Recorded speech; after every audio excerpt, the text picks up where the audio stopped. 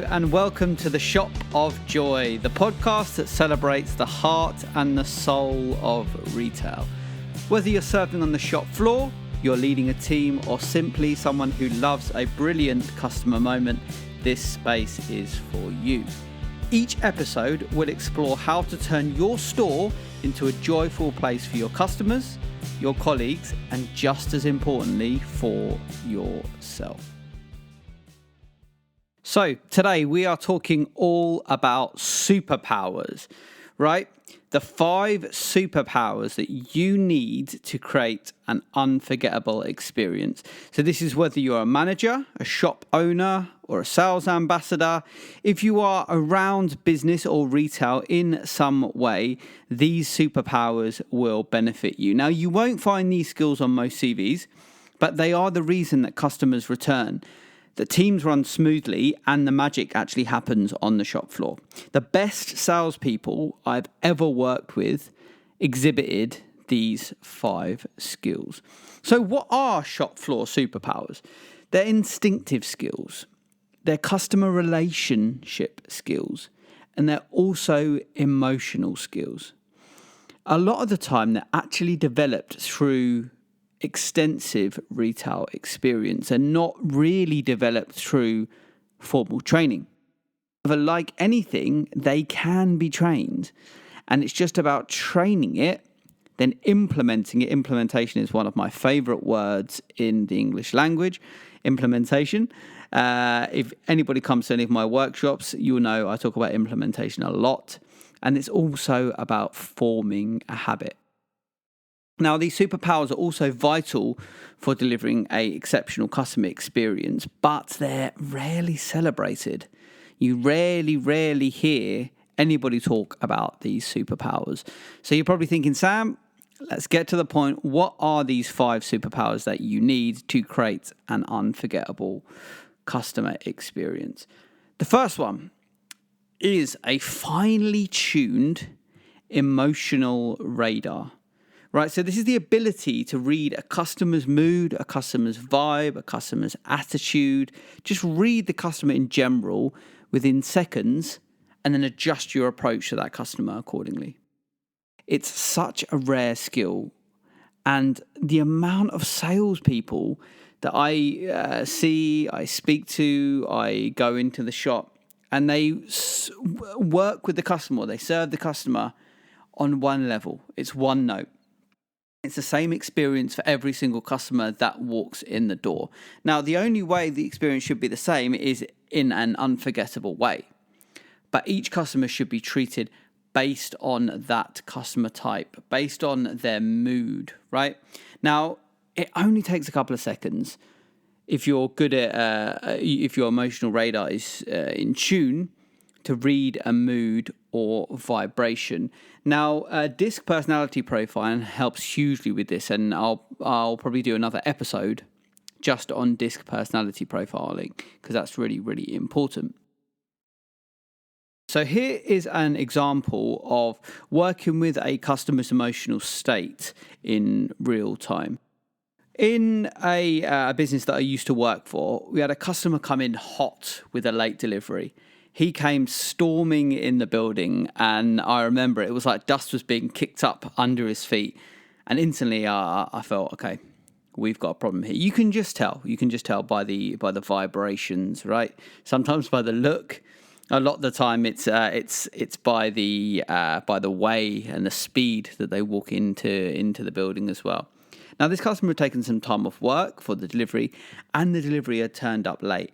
And also, he had to get this sofa delivered by a certain time because he had an occasion for. So he was annoyed. He was angry, right? So to work with this customer, I simply showed that I was annoyed as he was about it. Really simple. So I said, look, if I was in your position, I'd be fuming too. I'm angry for you. Right? So I mirrored the customer's upset, I mirrored the customer's anger, and that way it neutralized the situation. He couldn't be any more angry at me or the company than I felt angry that we'd let him down. And then you've neutralized the situation, right? And so you then work together and you say, okay, how are we going to sort the situation out for you? The most important thing for me is that this situation is sorted out for you. So you mirrored the customer. Now, mirroring is such a powerful way to show emotional intelligence with a customer. And then also make sure that you're staying on the same height as the customer. If the customer sits down, you sit down with them. Then you make the customer feel very, very comfortable as well. Bring them a drink. But if a customer is coming in at a very different emotional state to what you maybe currently feeling, match the customer. So match the customer's state, match their vibration, and then you'll be able to bring, if it's a low vibration, you'll be able to bring the vibration up by being on side with the customer. Never try and argue, be on side. So that's an example. Now, there's a million other examples of emotional radar, and obviously it's nice to talk about examples when a customer comes in very, very happy, and it's much easier to meet them on their emotional radar if that is the case. But if you can get the customer, get on the same emotional wavelength as the customer, you're going to be able to create an unforgettable customer experience every single time. So that's number one, right? Getting on the right customer emotional radar. Number two is being able to turn it on at a moment's notice. Right now, this is really, really hard in a quiet retail environment. Being on even when it's slow, even when you're tired, even when it's absolutely lashing it down with rain outside and it looks like there's going to be no customers in for the rest of the day. Then, at a moment's notice, dropping everything and creating this theatre for the customers that do walk in, right? It's so difficult, and it's such an underappreciated skill. And anytime I walk into a space that I know has been quiet for the whole day, and somebody greets me with a genuine, authentic greeting, asks some open questions, and starts the customer experience rolling, I'm very, very, very impressed, right? Now, I had this is a great example. I worked in a bed department for many, many years. The slowest area of the department store, the bed department, but ended up winning a customer experience award because I had no idea who was going to walk in the door, right? No idea who's going to walk in next. And how we kept sharp and how I made sure that everybody got the best customer experience is I used my follow-up to my advantage. See, I'd never email a customer to follow up that I've been working with. I'd give them a call. And when you give a customer a call to follow up, what happens is you're keeping your sociability limbered up. I don't know if that's the right way to say it, but you're keeping sociable, right? You're keeping your customer level up. You're keeping your customer experience up. If you're just tapping out emails, you can get complacent. You can get tired. If you're calling customers and chatting and figuring out their what they need and following up with customers, when a customer walks in next, you're still at this high level and you can serve them at this high level. You don't have to go right down to the bottom of your boots and pull up this mad energy reserve that you a lot of the time won't have because you've just been sat there dormant for a long time. So use the time, use the quiet times. This is my trick. This is my secret. Use the quiet times to call your customers and have customer conversations over the phone. And that will keep you, I'm going to coin the phrase sociability, right? It will keep your sociability limbered up. And then when a customer does walk in, you're going to be on this high wavelength. So turning it on at a moment's notice, that's a really, really key superpower that you're going to need. Right, number 3.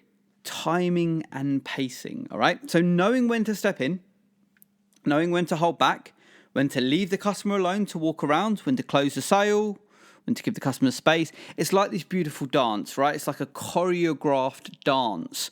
And the best retail teams know how to do this dance based on the individual type of customer that walks in the door. Right, so body language is so key here, being able to read a body language and work and adjust with the body language.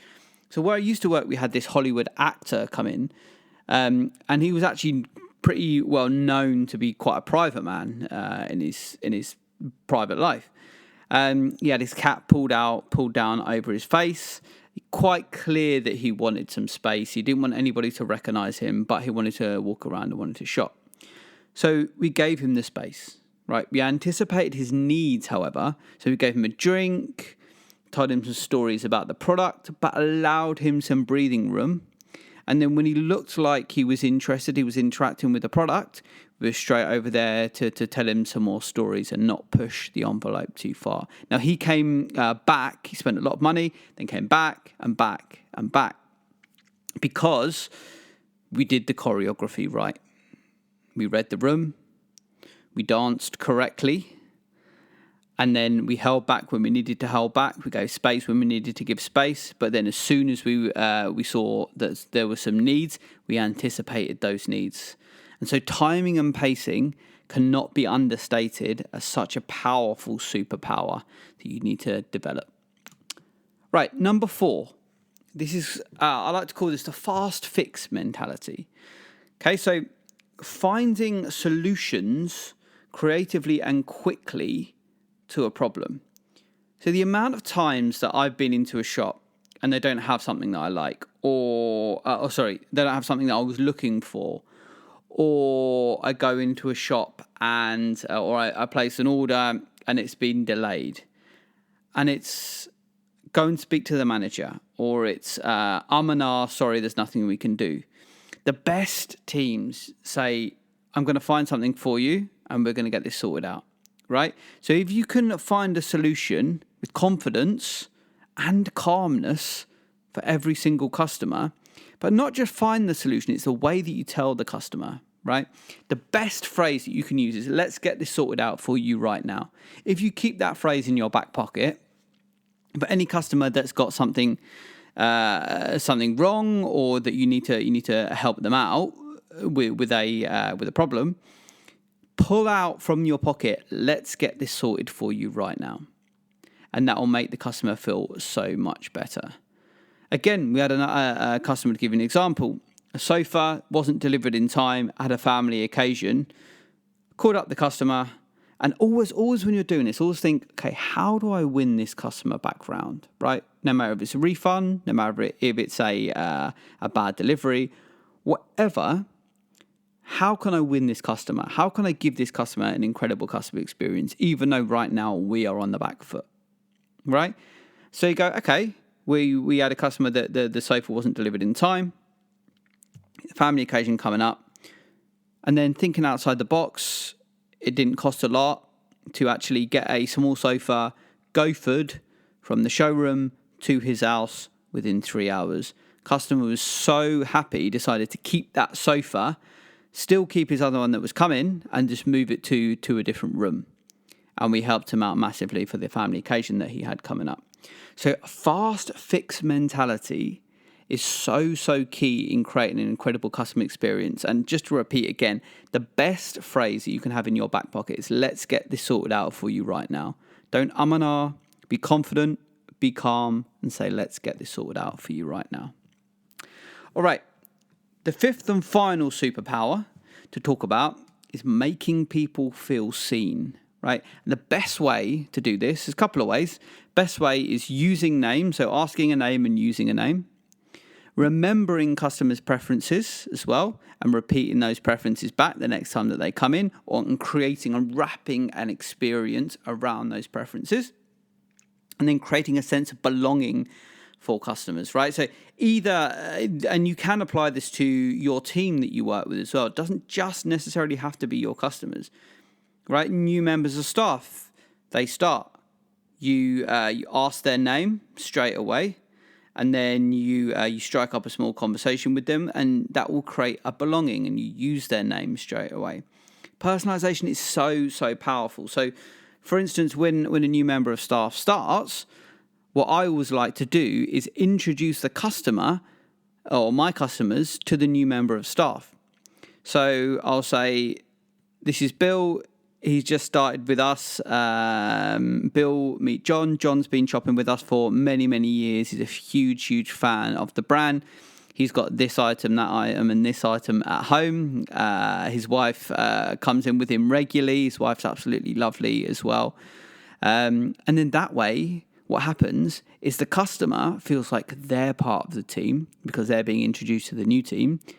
And then the new team member instantly feels like they're part of the club as well, because they're being introduced to some of your finest customers. So make people feel seen. It is a superpower. It's not done enough. Send your customers Christmas cards. Send them birthday cards, right? Find ways next time they come in to do something amazing for them based on their personal preferences, right? If they've mentioned that they love fruit pastels, fill the whole shop with small little bowls of fruit pastels. We actually did that once for a customer that we knew loved fruit pastels, right? Find ways to make your customers and your team member feel seen, and that is a true superpower. All right, so those are the 5 superpowers that if you can develop those superpowers with your customers and your team, you're going to be creating an unforgettable customer experience. So developing your emotional radar, number 1. Number 2, being able to turn it on at a moment's notice. It's raining, you're exhausted, bang, but suddenly a customer walks in and you're on. Then it's understanding how to do the dance, number 3, right? The choreography of the dance, the timing, the pacing when a customer walks in. Number 4, the fast fix mentality. How can we fix something now for a customer? Not saying, no, we can't do anything, just thinking, okay, let's get this sorted out for you right now. And then finally, number 5 was making people feel seen, right?